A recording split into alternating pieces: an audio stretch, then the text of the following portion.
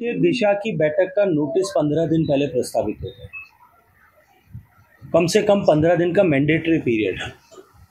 आज से 21 दिन पहले मैंने सूचना की थी कि इस तिथि को जो है बैठक आयोजित की जा सकती है, बैठक आहूत की जा सकती है। जिला प्रशासन ने जो तय तारीख थी उसके ऊपर बैठक आहूत करके उसी दिन नोटिस 15 दिन पहले नोटिस निकलता है सांसद उम्मेदवार बेनीवाल जी को भेजा था। मेरा तो प्रश्न ये है कि 15 दिन तक वो नोटिस जेब में लिख करके घूम रहे थे और आज सुबह मोबाइल में ट्वीट करने के बजाय वो 15 दिन पहले जब नोटिस आया था तब मुझे फ़ोन करके सूचना कर सकते थे कि भाई साहब ये बैठक को हम इस तरह से रीऑर्गेनाइज कर सकते हैं।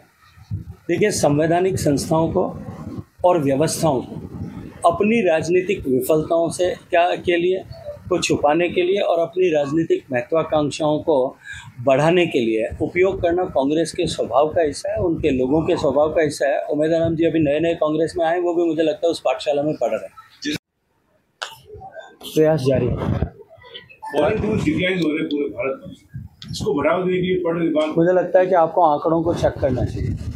भारत भर की चर्चा करने से पहले एक बार आंकड़ों को देखना चाहिए। भारत में कोविड के बाद में पूरे दुनिया में जिस तरह का कोविड के समय में एकदम टूरिज्म में डिक्लाइन हुआ था, लेकिन कोविड के बाद में एशिया पैसिफिक में बड़े देशों ने जो रिकवरी की उसमें भारत श्रेष्ठ है। इसलिए ये कह देना और फौरी तौर पर कह देना मुझे लगता है कि वो उचित नहीं है।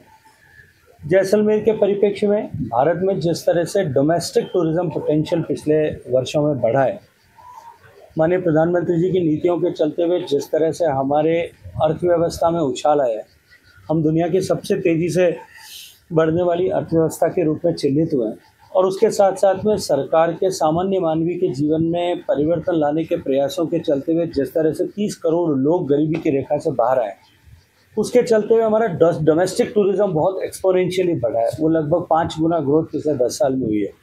इसलिए उससे तुलनात्मक दृष्टि से जब हम देखते हैं तब हमको डोमेस्टिक जो है इंटरनेशनल टूरिस्ट कम दिखाई देता है, लेकिन ये पर्यटन और पर्यटकों के आकर्षण का केंद्र हमारा जैसलमेर बना रहे, इसकी जिम्मेदारी केवल सरकार की नहीं है, जैसलमेर के हर व्यक्ति की जिम्मेदारी है, जैसलमेर के पत्रकार बंधुओं की जिम्मेदारी है कि जो हकीकत को सामने लेकर के आएँ, अपने व्यक्तिगत हितों से ऊपर उठ करके उसको लेकर के आएँ।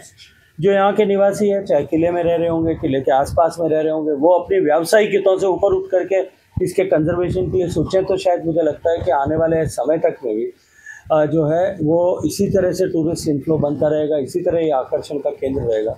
यदि हम इसके संरक्षण में कोताही बरतेंगे तो निश्चित रूप से पर्यटकों की संख्या में कमी होगी और पर्यटकों की संख्या में अगर कमी आएगी तो उसका अल्टीमेट जो प्रभाव है वो क्षेत्र की अर्थव्यवस्था पर पड़ेगा।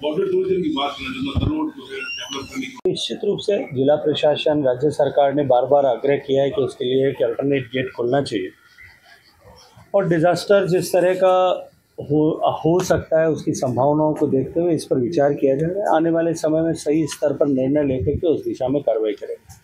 लेकिन मैं इतना अवश्य कहना चाहता हूँ कि जैसलमेर में जिस तरह से ये जो सांची धरोहर हज़ारों सालों से हमारी है और पूरे विश्व की धरोहर है, इस धरोहर जिसको संरक्षण की, जिसके रखरखाव की जिम्मेदारी हम सब की सामूहिक है, उसमें कहीं ना कहीं कमी निश्चित रूप से दिखाई पड़ती है।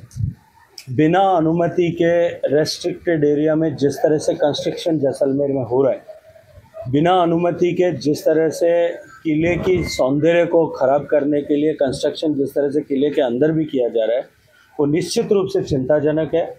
मैंने जिला प्रशासन को भी इस बात का निर्देश दिया है कि इस पर जो है प्रशासन को भी गंभीरता से विचार करना चाहिए और आर्कियोलॉजिकल सर्वे ऑफ इंडिया ने जो बार बार नोटिस दिए हैं उन पर संज्ञान लेकर के कार्रवाई करनी चाहिए। उनको लागू करने की जिम्मेदारी जिला प्रशासन की है, उनको लागू करना चाहिए। लेकिन ये जो नियम है कि 100 मीटर तक रेस्ट्रिक्टेड एरिया और उसके आगे 200 मीटर तक का जो है प्रोहिबिटेड और रेस्ट्रिक्टेड एरिया है 300 मीटर तक का, उसकी पालना तो निश्चित रूप से सुनिश्चित की जानी चाहिए, उसको सुनिश्चित करना चाहिए और उसको सबको मिलकर के सामूहिक रूप से उस पर काम करना चाहिए। कब तक हो जाएगा? मैंने आज सुबह बीएसएफ के अधिकारियों के साथ इसकी समीक्षा की है और उन्होंने हमें भरोसा दिलाया है कि तय समय में हम इसको पूरा कर पाएंगे। तय समय से कुछ पीछे चल रहा है, लेकिन माननीय मुख्यमंत्री जी से भी मेरा इस विषय में विमर्श हुआ था और मैंने उनसे आग्रह किया है हम लोगों ने इस बात को तय किया है कि वहाँ एक ऐसा इंफ्रास्ट्रक्चर बने जहाँ जाने वाले लोग रुक सकें। वहाँ एक एम्पी थिएटर बन रहा है जहाँ हम फौज के साथ में बीएसएफ के साथ मिलकर के डेली कुछ कार्यक्रम कर सकें, उसकी रचना की जा रही है। वहाँ एक भव्य एंट्री गेट बने, उसके ऊपर भी विचार हो रहा है। और कुल मिलाकर के जो है तनोट एक माता जी के मंदिर के दर्शनों के अतिरिक्त भी अन्य गतिविधियाँ वहाँ हों, ताकि एक होलिस्टिक टूरिस्ट डेस्टिनेशन बन सके। और इसके साथ साथ में तनोट जाने वाला व्यक्ति सीमा का साक्षात्कार कर सके, देख सके। इसके लिए जो बॉर्डर टूरिज्म के लिए माननीय गृह मंत्री जी ने जिस तरह का मार्गनिर्देश दिया है, मैंने अपने स्तर पर माननीय राजनाथ सिंह जी डिफेंस मिनिस्टर की अध्यक्षता में गृह विभाग, मिनिस्ट्री ऑफ डिफेंस, रक्षा विभाग और टूरिज्म इनकी सामूहिक रूप से एक बैठक की है। और हम अब इस बात पर प्रयास कर रहे हैं कि किस तरह से एक अनुमति प्रदान करके कुछ बीओपीज़ को टूरिस्ट के लिए खोला जाए, ताकि बीओपी तक जाकर के टूरिस्ट जो है उसका अनुभव ले सके, उसको देख सके, साक्षात्कार कर सके। मैं ये मानता हूँ कि आने वाले समय में अब इस दिशा में निश्चित रूप से सकारात्मक प्रगति होगी। बंगाल में हालत बिगड़